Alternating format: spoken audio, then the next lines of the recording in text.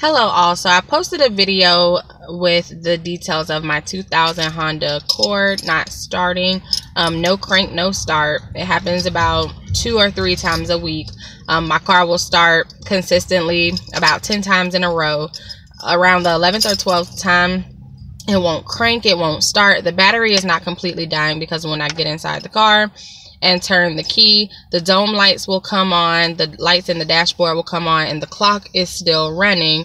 As you know, if you have a 2000 Honda Accord, I'm not sure about any other year, but when you get in, the clock runs without the car necessarily being on.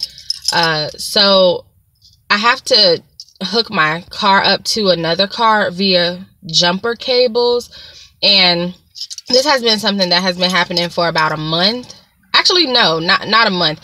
It's not been starting most recently, more often within the past month, but my car has been doing this for about the past 8 months.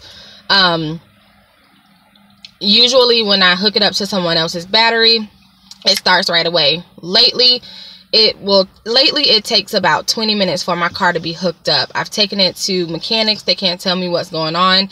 I've gotten the battery, the alternator, and the starter tested, and those aren't it. So if anyone can give me any insight or any ideas that maybe I could jot down and actually take to a mechanic for them to check or look at, that would be greatly appreciated.